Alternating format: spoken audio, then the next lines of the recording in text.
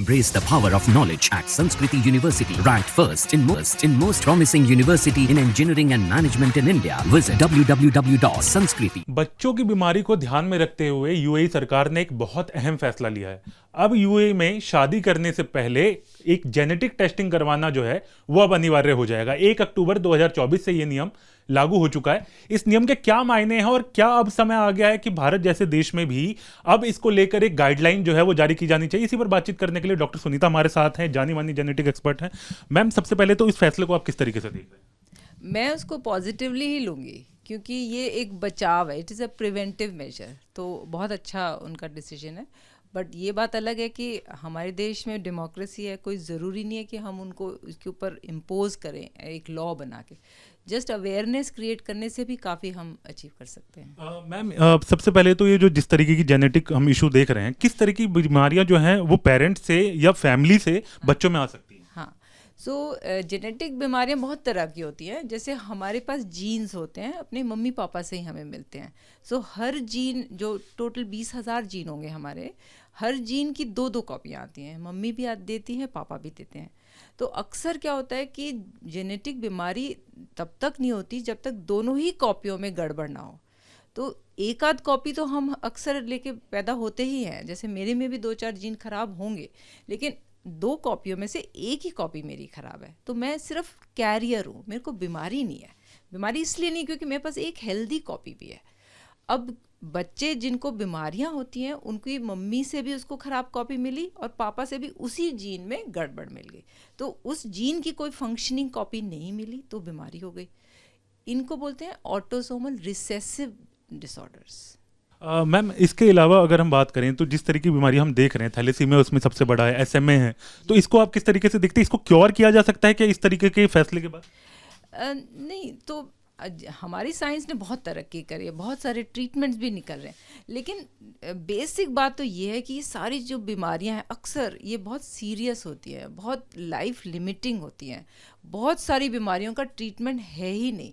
तो माँ बाप, मतलब बहुत even parents and the doctors, वो बहुत अपने आप को असहाय महसूस करते हैं क्योंकि कोई ट्रीटमेंट नहीं दे पाते। उनके सामने बच्चे की तबीयत बिगड़ती है, मर भी जाते हैं। सो क्यों इसमें हमें मतलब why should we go into this all जब हम प्रिवेंट कर सकते हैं? तो इसलिए अगर पहले से ही अगर किसी दंपति को मालूम हो कि कोई ना कोई जीन ऐसी है जिनमें वो दोनों का ही कैरियर स्टेटस यस है, तो वो एक प्रिवेंशन कर सकते हैं। मतलब ये कि ऐसा कोई ड्रास्टिक स्टेप लेने की ज़रूरत नहीं है कि शादी मत करो। हमारे देश में काफ़ी ओपन है, क्योंकि अगर वो हस्बैंड और वाइफ मान लो कैरियर निकल भी आते हैं तो हमारे पास एक विकल्प है। हम प्रेगनेंसी में उस बीमारी की जांच कर लेते हैं और बता सकते हैं कि भाई बच्चे में वो बीमारी जा सकती है कि नहीं जा सकती। अक्सर अगर हस्बैंड वाइफ दोनों एक ही जीन के कैरियर हैं तो 25% ही रिस्क होता है कि दोनों तरफ से खराब जाएगा। 75% चांस है कि या तो दोनों ही ठीक जाएंगी कॉपियाँ, या कम सिर्फ एक कॉपी खराब जाएगी। तो 75% चांस है कि अगर हम प्रेगनेंसी में टेस्ट करें तो रिपोर्ट ठीक आ गई तो बच्चा आराम से पैदा होता है और वो हेल्दी रहता है। बाई चांस 25% में आ गया वो कि पता चला कि प्रेगनेंसी में है बीमारी, तो अबॉर्शन किया जा सकता है, टर्मिनेशन उसको बोलते हैं। वो लीगली लागू है हमारे देश में। मैम, इसके अलावा जितनी भी जेनेटिक और हेरिडिटरी परेशानी हम देख रहे हैं, क्या मेंटल हेल्थ भी उसमें से एक कारण होता है कि माँ बाप से या फैमिली मेंबर से बच्चों में आए?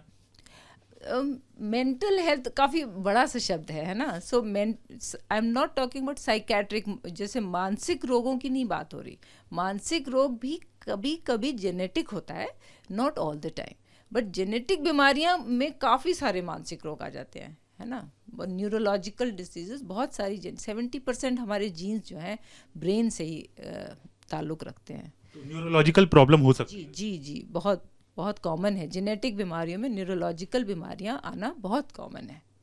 मैम, कोई सक्सेस स्टोरी हम देख रहे हैं क्या इससे, जो अभी हम यूएई ने फैसला लिया है, तो कोई सक्सेस स्टोरी हमारे पास है इसको लेकर? देखिए, मेरा जो जेनेटिक्स में एक्सपीरियंस है 22-23 साल हो गए। मैं डॉक्टर IC वर्मा के साथ काम करती आई हूँ। तो सर ने ही हमें सिखाया कि हमें अवेयर करना है सबको और हमें प्रिवेंट करनी है बीमारियाँ।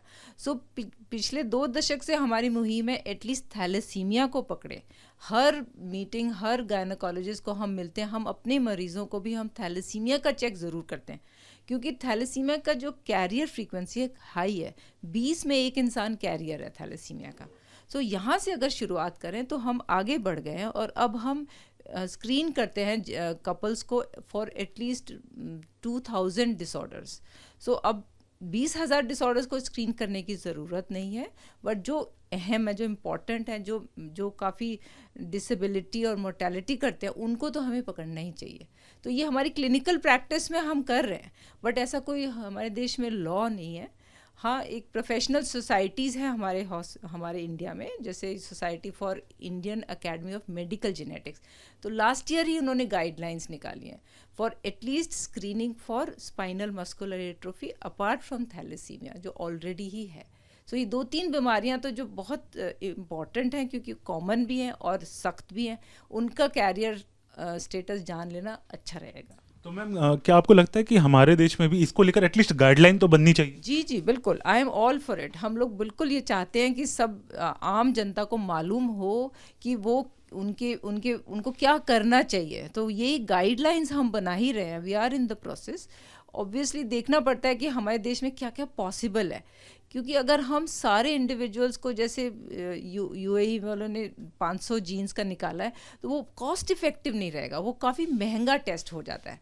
सो एटलीस्ट 2-4 बीमारियां जो काफ़ी सख्त हैं और जिनके लिए इतना महंगा टेस्ट नहीं हो, वो तो हम एज अ गाइडलाइन बना ही सकते हैं। तो मैम अब आप ये कह रहे हैं कि कुंडली मिलाने के साथ साथ जो है अब जेनेटिक टेस्टिंग करना भी ज़रूरी होना है? हाँ बिल्कुल बिल्कुल। एक्चुअली में जो पुराने ज़माने में चल रहा था जन्म पत्री, वो अच्छा था, क्योंकि वो भी किसी तरह से कोई प्रिवेंशन का ही पार्ट था। अब हम साइंस में आ गए हैं, the science has taken over all this astrology. So आज के ज़माने में जन्म पत्री is now not there, now it is genome पत्री, है ना। तो जीनोम पत्री हैज़ रिप्लेस्ड द जन्म पत्री, दैट शुड बी डन। बहुत बहुत शुक्रिया मैम बात करने के लिए। तो देखिए, जैसा कि मैम ने बताया कि किस तरीके से अगर इस तरह की टेस्टिंग होती है तो जो फ्यूचर जनरेशन है उनमें बीमारी को हम पकड़ सकते हैं, इलाज बेहतर हो सकता है। और खासकर जो बीमारी सबसे ज़्यादा प्रिवेलेंट है, मतलब जो सबसे ज़्यादा फैलती हैं, थैलेसीमिया और SMA, जिस तरह की बीमारी हम देख रहे हैं कि बच्चों में होती है और बहुत परेशानी वाला कारण जो है वो बच्चों के अंदर हो जाता है, तो किस तरीके से इनको हटाया जा सकता है। और एक जीनोम टेस्टिंग जो है वो कपल्स को अगर वो करवाते हैं तो उससे फ़ायदा ये होगा कि आने वाली जनरेशन में पता किया जा सकता है कि किस तरह की बीमारियां हैं और वो हो सकती हैं, और कैरियर किस तरीके के आपके बच्चों में जो है वो ट्रांसफर हो सकते हैं। वीडियो जर्नलिस्ट संजय शर्मा के साथ Harish Jha, news nation, Delhi. Embrace the power of knowledge at Sanskriti University, ranked first in most promising university in engineering and management in India. Visit www.sanskriti. News nation अब व्हाट्सएप पर खबरों की ताजा अपडेट के लिए न्यूज नेशन के इस QR कोड को स्कैन करें।